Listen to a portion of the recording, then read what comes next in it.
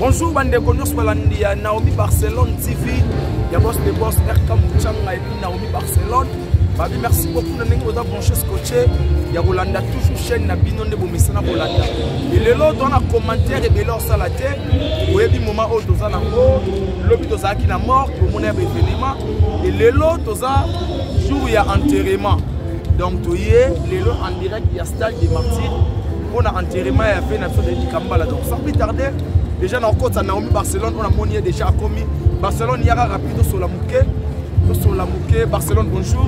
Oui, bonjour Lalou. Et les lots, ça, dernier jour, pour tout le monde, il y a un dernier hommage. Et il y a des gens qui ont mais les lots, on dirait moi, je suis un fanatique de la yo, ni le rôle par rapport à la journée. Bon, en fait, c'est vraiment triste. Quand on a les gens qui donc, tout ça, on a pour rendre un dernier hommage.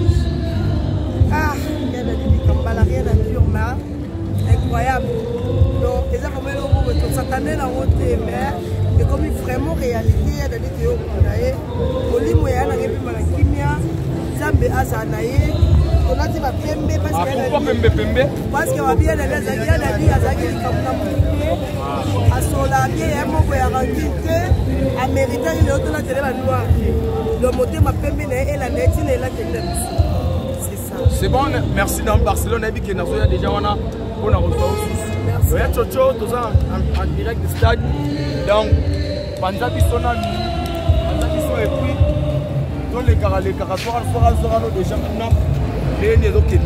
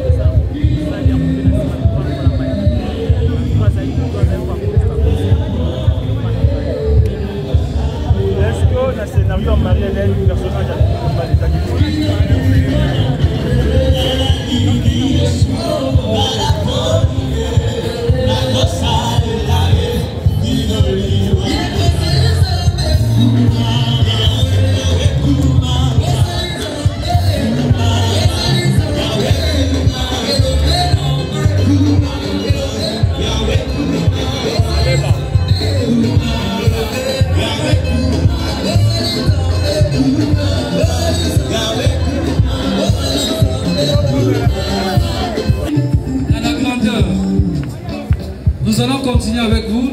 Maintenant, Toza, Tokomina Ngongaoyo, Tozoyoka, quelques mots. Nous allons commencer avec le mot de la famille. Nous aurons également le mot des enfants. À part le mot de la famille ainsi que des enfants, nous allons accorder également la parole aux artistes et comédiens à travers le président Massoumo qui sera accompagné des artistes et comédiens, le président de l'ANTPC, l'Association nationale de théâtre populaire et de cinéma, Neba Kozamaloba, na Kongo ya artiste nyonso. Sikawa Topengi famille ya Ndekonabiso Dadi di Kambala pour leurs mots. Banapé Babongomaka déjà. La famille ya Papa Nabiso di Kambala pour le mot. Le mot de la famille. Voilà, ils sont en train d'arriver. Nous profitons pour dire également, nous saluons l'arrivée de Dieu merci Tantou, un chevronné de la télévision, Antenne A représenté. Merci Dieu merci Tantou. Voilà, Tolobi Boye. Tomoni, artiste comédien, Tozali, Tolati, Pembe, Pembe, Mini Balati, Pembe, Pembe. Bakwazoba, mais Balati, Pembe, en fait, tout ça en tanga. Ça symbolise la joie, un symbole.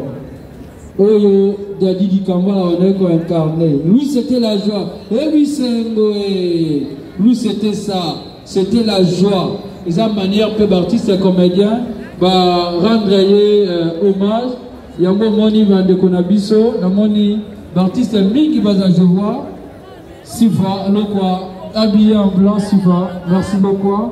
Beloni, Massimo, Ange Gallon, Malou, Belinda du groupe Sinap, c'est tous les artistes et comédiens. Marina, Balati, Pepe, c'est la joie. Mais le président, Bado Songo, Navier Chaba, non, vous en noir. Voilà, c'est parti avec le mot de la famille. Merci pour la parole. La famille d'Ikambala tient à remercier toutes les personnes qui l'ont soutenu durant toutes ces épreuves difficiles qu'elle a traversées et qui, hélas, continuent à nous affecter.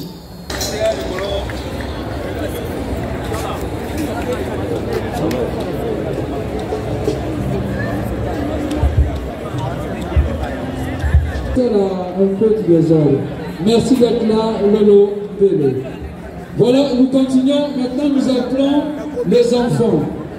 Bana Ponamo, Miloba Yabana. Vincent, encadré Bana Baya, Avamata, Photo Kape, Miloba Yabana. Voilà, les enfants sont en train d'arriver. Nous informons également que les projets de fleurs et de Kalaté, on est qui de se faire enregistrer. Et pas il y a nous, les enfants, secrétaire Naye, dans le musée. Ils sont sous aujourd'hui, même l'agent de fleurs, et comme on a 4 enveloppes, dès que déposer un mot, ça sera très bien canalisé. Sifa, le quoi, j'espère que tu mets ça dans l'enveloppe, donc ça déjà fleur one. Merci. Les mots des enfants. Voilà, ils sont en train d'arriver. C'est la famille d'Adi Dikambala. L'unité rend fort. Voilà, ça sera un moment émouvant. Bamode Bakozwa Ma Loba Sikoyo.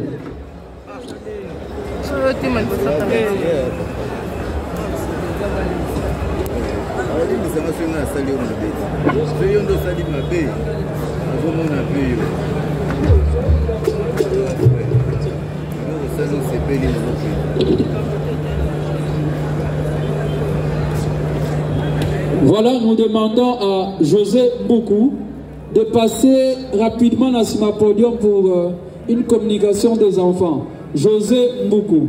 Donc, venez passer rapidement à Sima Podium.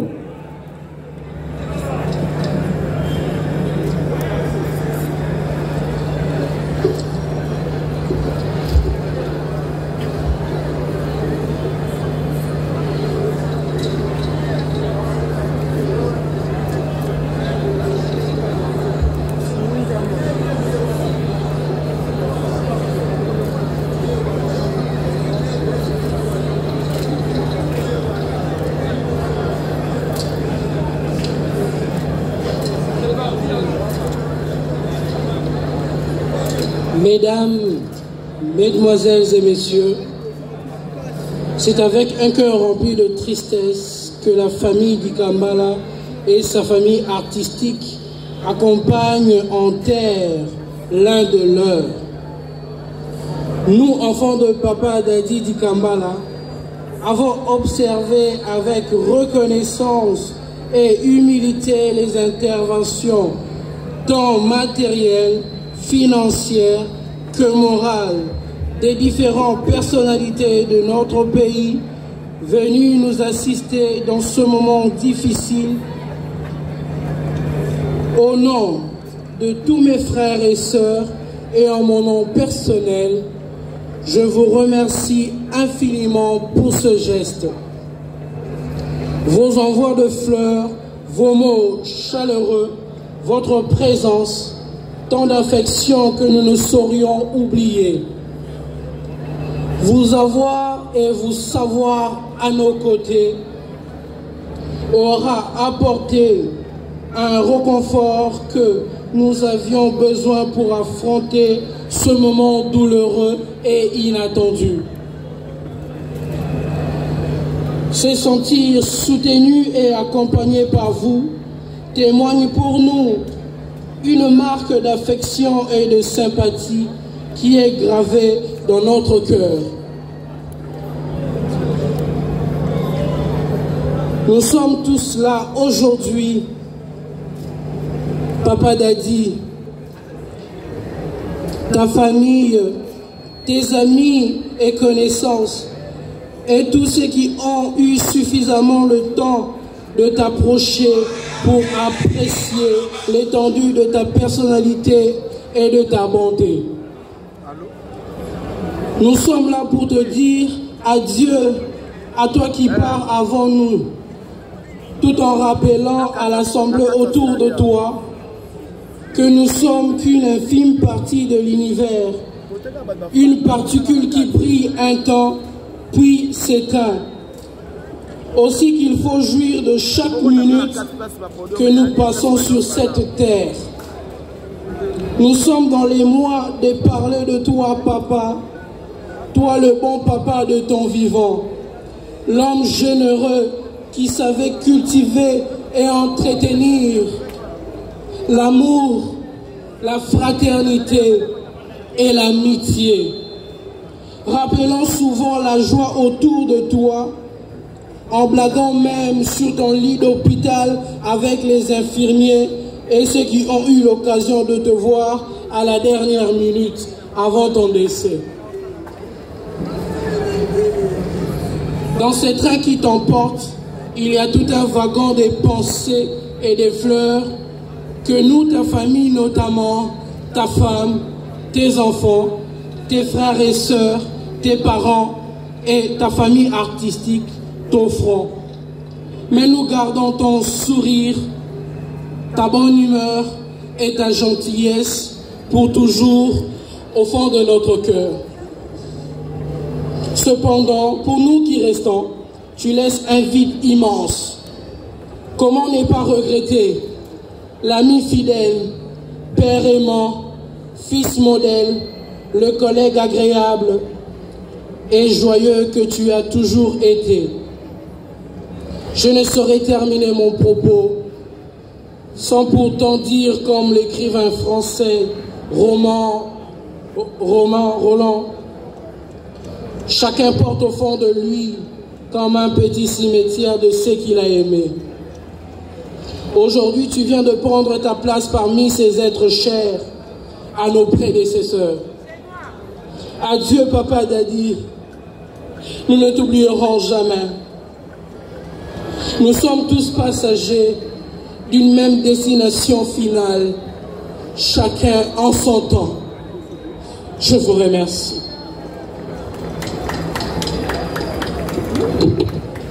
S'il vous plaît, si nous pouvons applaudir très très fort pour ces mots des enfants. C'est tellement émouvant. Mais si nous remarquons, le moni message oyo bana balancer na biso ba mikolo. Bana ba ye awa likolo ya na bango zolo ba discours bango ona sima basali ni bazaya ko simbana. Bango nyonso ba simbani. C'est pour montrer que les autres assis na unité. Bon moko, on a message batindele biso ba mikolo toza na gauche. Voilà, nous voilà, tu peux accompagner bana bazonga na bango bazwa place. Merci pour ce mot. Voilà, les enfants sont en train de descendre. Nous allons à présent faire appel maître artiste comédien, le président Massoumou qui est là, le président, voilà, artiste comédien, combattant pour ces mots, on va accompagner le président.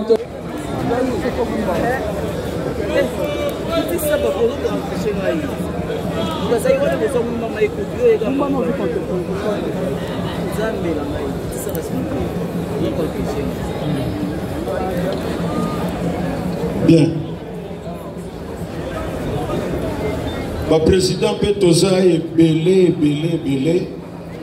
Mais oyo bakoki ko soit place awa et kozala malamu mingi baya na pona kombo ya bandeko mususu de rendre honneur na ndeko na biso atiki biso. Présidente, je l'aime. Tozomona bino ba président boya tosala honneur na ndeko na biso. Bosala penoki po tant tozolandela. La présidente, vous venez vite aussi ce programme.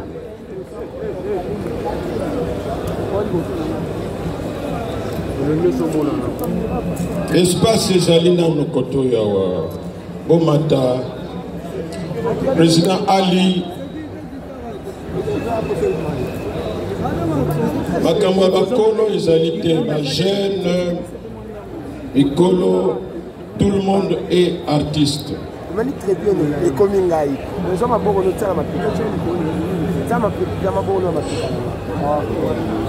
Maman Zidane, Salaka Monoki, Tolandela programme. Place Ezali. Na gauche, nanga place Ezali Belé. Maman Marie-Hélène, nous sommes là. Maman Ibakata.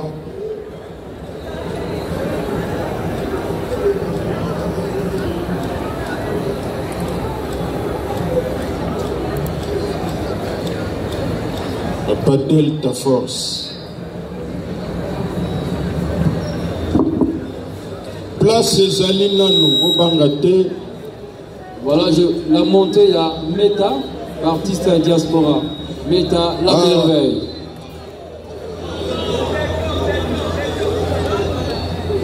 Karine Pala, triple artiste. Humilité et Zaïlo comme l'amour.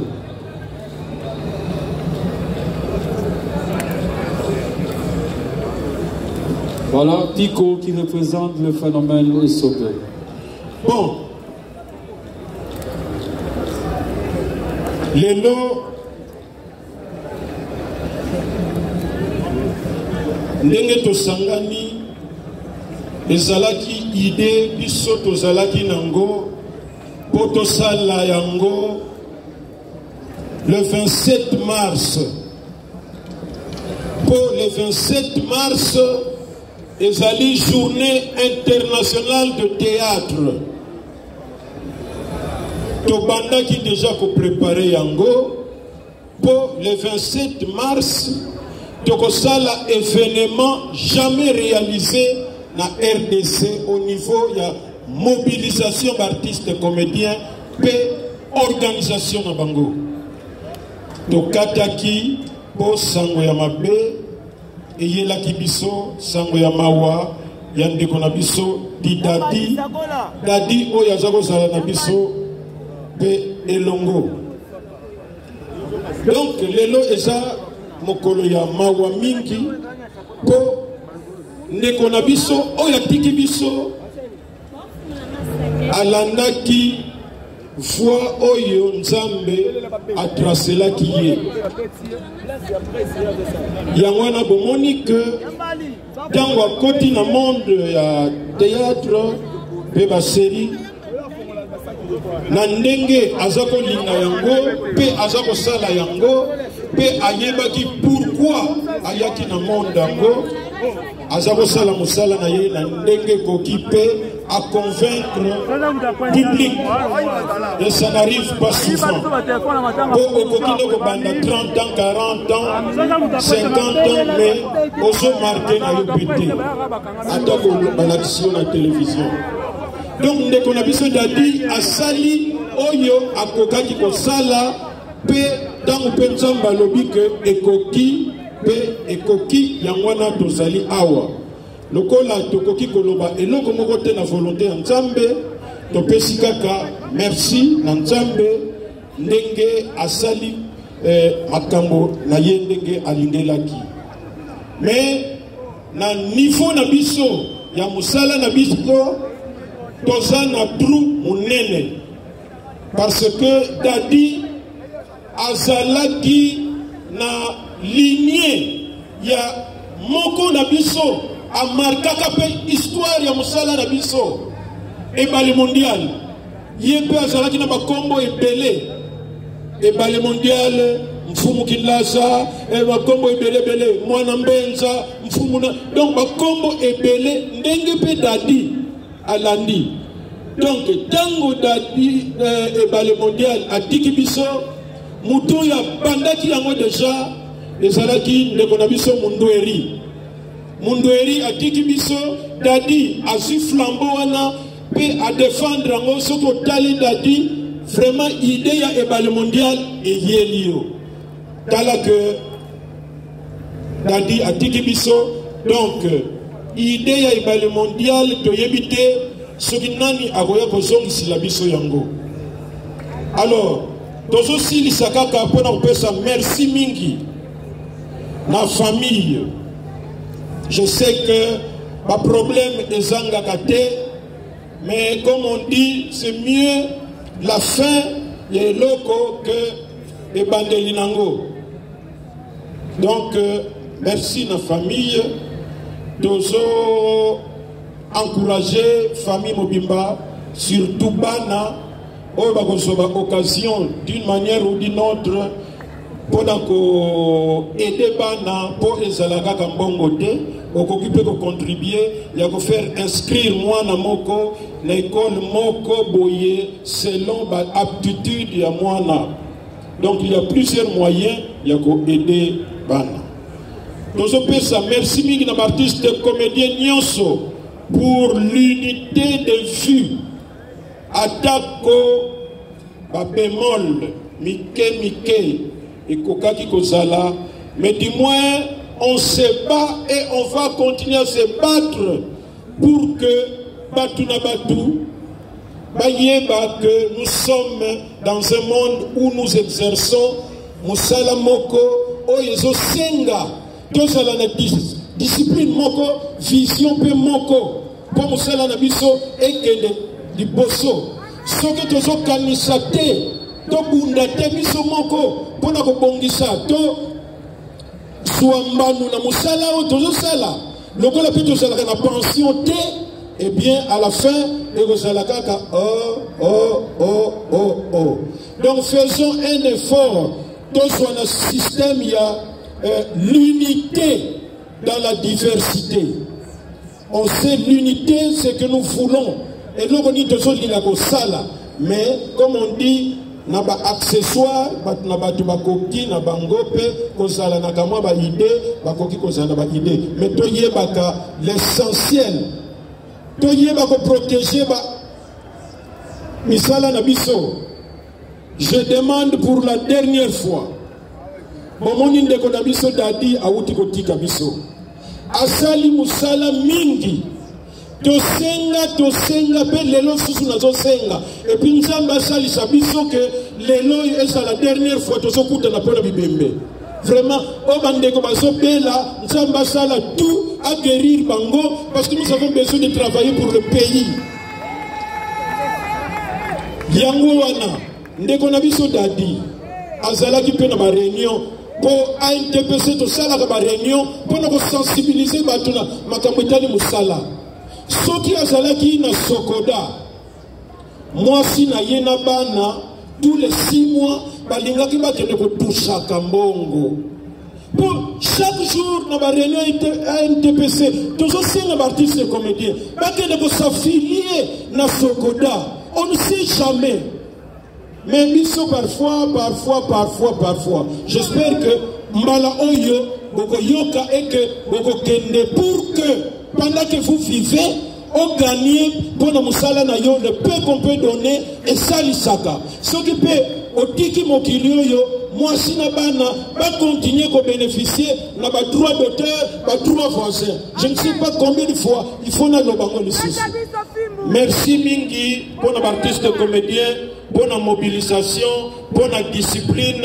Tolinto comme na partie à souka. Oyi ko pesa parfois vertige to kota na loyenge. Toza na matanga, tant tozo kende cimetière, même bisika peut-être to kokutana, to bossa na teke toza na matanga. Alors lokola biso artiste comédien, toza na hymne na biso, to ko yemba yango. Bandeko oyo baza bisika bavandi bakoki kotelema pe po topesa honneur na ndeko na biso Dadi Di Kambala. Musique s'il vous plaît. DJ.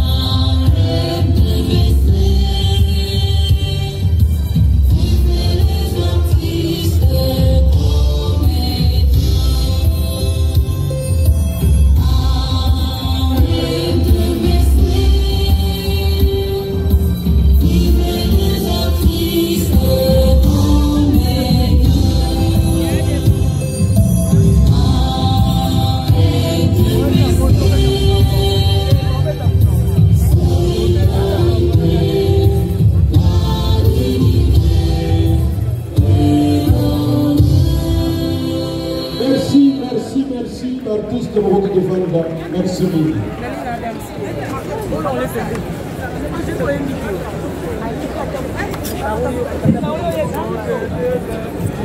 Voilà, là c'était le mot des artistes comédiens qui a été sanctionné par l'hymne de l'ANTPC. Félicitations aux artistes et comédiens. Voilà, ils sont en train de descendre. Là je vois Je l'aime, Président Kowa, Zakala, Karine Pala avec sa chaîne YouTube, Karine Pala TV, au capit de la mode, tripartite, pour montrer l'unité au sein des artistes comédiens. Et le Zakala, tout représente le groupe Chic Shot, tout le monde est sur là.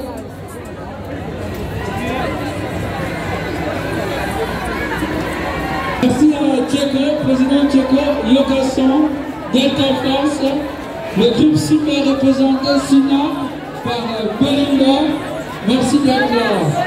Lisbonne Fondation par Pico, Vivian, Manu, Bellamy, voilà le groupe public de gauche, le Bellamy représenté, Yannick Mossi, voilà, nous saluons également l'association des anciens footballeurs, avec Apataki, Aïda qui s'est levée pendant la Monio, merci. Voilà, maintenant nous allons inviter le pasteur. Il y a Amosabela Pona, Numoka Bana.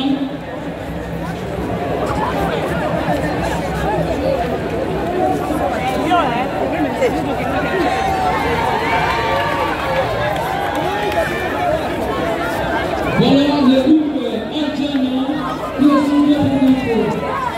Nous demandons à la presse, s'il vous plaît, de libérer la parole pour continuer cette cérémonie face à la guerre. S'il vous plaît, si vous venez en retard, il faut à la moya, moi je suis plutôt aux familles. Quel est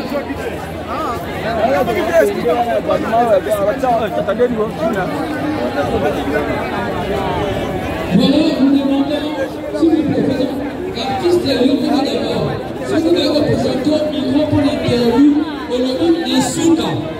S'il vous plaît, artiste Yoko, si vous pouvez représenter au micro, le baquet, la Goloba, la Souka. Est-ce que nous pouvons libérer la Katskatiawa?